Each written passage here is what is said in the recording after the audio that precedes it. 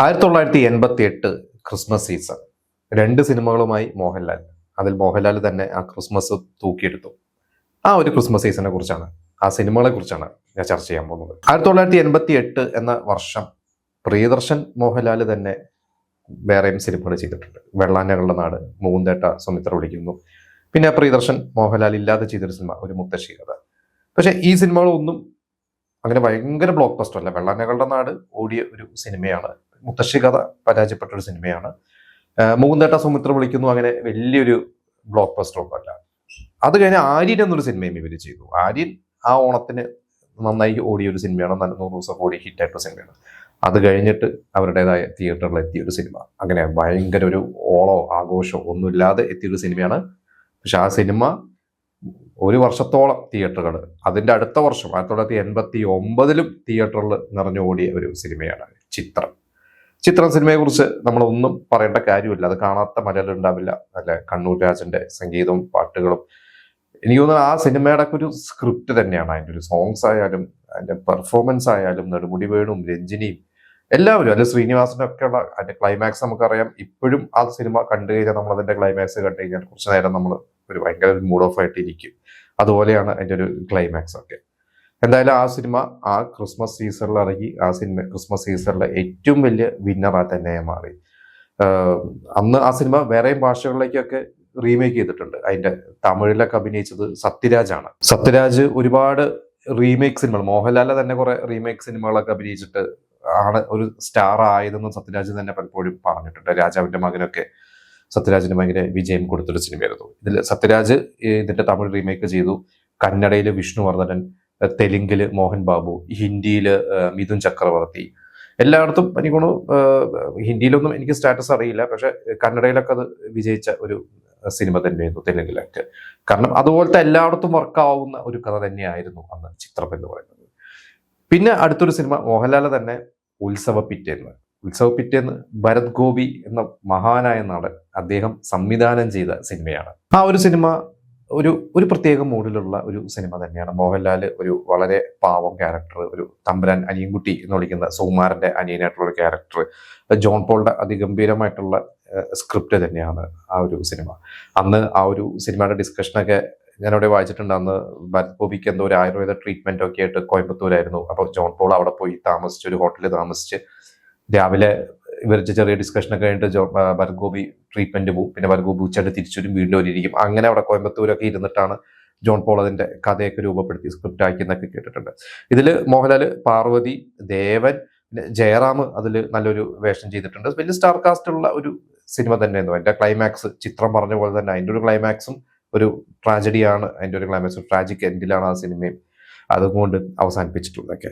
അങ്ങനെ ജയറാമിന് അങ്ങനെ മോഹൻലാൽ 2 സിനിമകൾ, ചിത്രവും ഉത്സവ പിറ്റേന്ന്. പക്ഷെ ഉത്സവ പിറ്റേന്ന് അന്ന് തിയേറ്ററിൽ വിജയിച്ച ഒരു സിനിമയല്ല. അത് ചിത്രം ഹിറ്റായതുകൊണ്ടാണോ അതോ ഇതിന്റെ ഒരു സീരിയസ് മൂഡിലുള്ള സിനിമ ആയതുകൊണ്ടാണോ എന്നറിയില്ല. എന്തായാലും അങ്ങനെ ആളുകൾ കയറി കണ്ട ഒരു സിനിമയല്ല ഉത്സവ പിറ്റേന്ന്. അടുത്തത് ഹിറ്റ് മേക്കർ കമലിന്റെ. അതിന് മുമ്പ് കമൽ ചെയ്ത ഉണ്ണികളെ ഒരു കഥ പറയാം, ഓർക്കാപ്പുറത്ത് 88 ഉണ്ണികളെ കഥ പറയാം 87. ഇതൊക്കെ അത്യാവശ്യം ഒന്ന് ഓടിയ ഒരു സിനിമകളായിരുന്നു. ഓർക്കാപ്പുറത്തും അങ്ങനെ ഭയങ്കര ബ്ലോക്ക് ബസ്റ്റർ, പക്ഷെ അതും ആ 88 വിഷുവിനൊക്കെ ഇറങ്ങി നന്നായി കളക്ട് ചെയ്തിട്ടുള്ള ഒരു സിനിമ തന്നെയായിരുന്നു. ഇത് കഴിഞ്ഞിട്ട് കമൽ ചെയ്തൊരു സിനിമയാണ് ഉണ്ണികൃഷ്ണന്റെ ആദ്യത്തെ ക്രിസ്മസ്. അത് കാക്കനാടന്റെ ഒരു കഥ ബേസ് ചെയ്തിട്ടാണ് ആണത്. അതിൽ ജയറാമും സുരേഷ് ഗോപിയും, ഇപ്പോൾ ജയറാം തന്നെയാണ് അതിലൊരു മെയിൻ. പിന്നെ സുരേഷ് ഗോപി അതിലൊരു ചെറിയൊരു വേഷത്തിലുണ്ട്. അതിൽ സുകുമാരൻ, ലിസി, നെടുമുടി വേണു. അതൊരു സീരിയസ് മോഡിലുള്ള സിനിമയായിരുന്നു. പക്ഷെ കമലിന്റെ മുമ്പത്തെ സിനിമകളെ പോലത്തെ ഉള്ള ഒരു സ്വീകാര്യത ആ ഒരു സിനിമയ്ക്ക് ലഭിച്ചില്ല.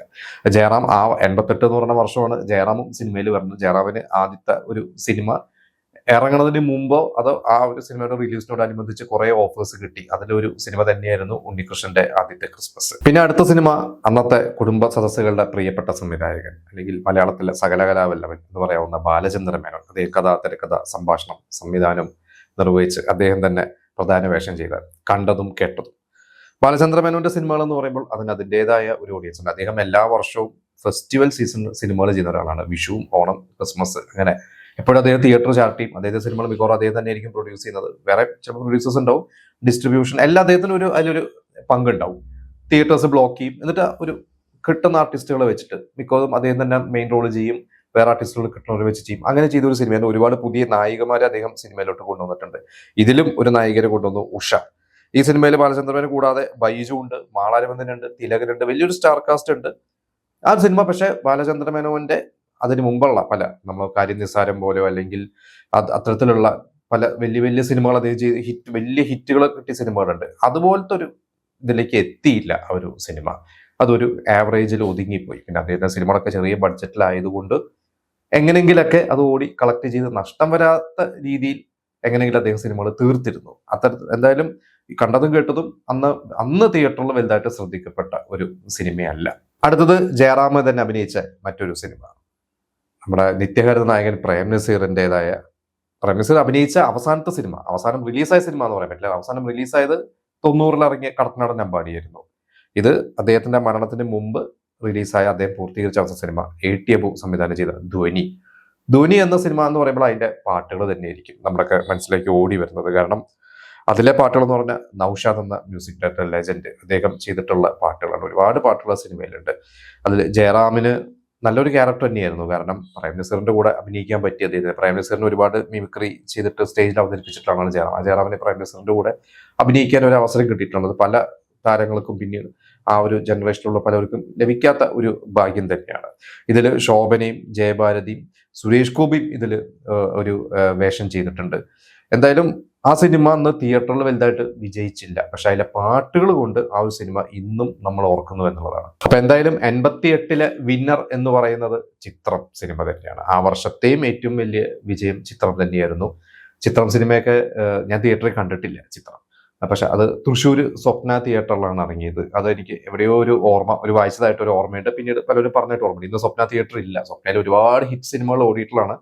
എനിക്കോട് അന്ന് ആ തിയേറ്ററിന്റെ തന്നെ ചരിത്രത്തിലെ ഏറ്റവും കൂടുതൽ ഓടിയ സിനിമകൾ എടുത്ത് നോക്കിക്കഴിഞ്ഞാൽ ഒന്ന് ചിത്രം തന്നെയായിരിക്കും. പിന്നെ തേന്മാവിൽ കൊമ്പത്ത്, ദേവാസുരം, ഇതൊക്കെ ആയിരിക്കും സ്വപ്ന തിയേറ്ററിൽ ഏറ്റവും കൂടുതൽ ഓടിയത്. പിന്നെ ഉണ്ണികൃഷ്ണന്റെ ആദ്യത്തെ ക്രിസ്മസ് രാഗം തിയേറ്ററിലാണ് തൃശ്ശൂർ ഇറങ്ങിയിരിക്കുന്നത്. ഉത്സവ പിറ്റേന്ന് ജോസ് തിയേറ്ററിലാണ്. ഇത്രയാണ് എൻ്റെ ഒരു ഓർമ്മകൾ വരുന്നത്. മറ്റ് സിനിമകൾ എവിടെയാണ് ഇറങ്ങിയെന്ന് എനിക്കറിയില്ല. ഇതിൽ ഒരു സിനിമ ഞാൻ തിയേറ്ററിൽ കണ്ടിട്ടില്ല. അതെല്ലാം പിന്നീട് DVD കണ്ടിട്ടുള്ളതാണ്, അല്ലെങ്കിൽ TV-യിൽ വന്നിട്ട് കണ്ടിട്ടുള്ളതാണ്. എന്തായാലും നിങ്ങൾ അന്ന് ആരെങ്കിലും ഈ സിനിമയ്ക്ക് എത്തി ചിത്രമൊക്കെ തിയേറ്ററിൽ നിങ്ങൾ ആരെങ്കിലും കണ്ടിട്ടുണ്ടെങ്കിൽ അന്നത്തെ ഒരു മെമ്മറി പറയുക. എങ്ങനെയായിരുന്നു അന്ന് ആളുകൾ അക്സെപ്റ്റ് ചെയ്തത്, ആ സിനിമയുടെ ക്ലൈമാക്സ് എങ്ങനെയായിരുന്നു എന്നുള്ളതൊക്കെ പറയണം. കാരണം ചിത്രമൊക്കെ എനിക്കൂടെ 365 ദിവസം A സെന്ററിൽ മാത്രമാണ് ഓടിയത്. അത് കഴിഞ്ഞിട്ട് പിന്നീട് B സെന്റേഴ്സിനും C സെന്റേഴ്സിനും. ഇതിന്റെ അടുത്ത വർഷം 89-ൽ ഈ പ്രിയദർശൻ മോഹൻലാലിന്റെ വന്ദനമൊക്കെ ഇറങ്ങുമ്പോൾ വന്ദനത്തിനെക്കാട്ടും കൂടുതൽ കളക്ട് ചെയ്തത് ആ വർഷവും ചിത്രമാണെന്നൊക്കെ കേട്ടിട്ടുണ്ട്. അന്നും എറണാകുളത്ത് ഈ സിനിമ സ്വപ്നയിൽ എത്ര കാലം ഓടിയിട്ടുണ്ടെങ്കിൽ എറണാകുളത്ത് എനിക്കൊരു ലിറ്റിൽ ഷേണായിസിലാണ് തോന്നുന്നത്. ലിറ്റിൽ ഷേണായിസിലൊക്കെ ചിത്രം പിന്നെയും കുറെ കാലം നൂൺ ഷോ ഒക്കെ ആയിട്ട് ഓടിയിട്ടുള്ളതൊക്കെ പറയുന്നത് കേട്ടിട്ടുണ്ട്. എന്തായാലും ഇതൊക്കെയാണ് ആ സിനിമകളെ കുറിച്ചുള്ള എൻ്റെ അറിവുകളും എൻ്റെ ഓർമ്മകളും. ബാക്കി നിങ്ങൾ ഷെയർ ചെയ്യുക.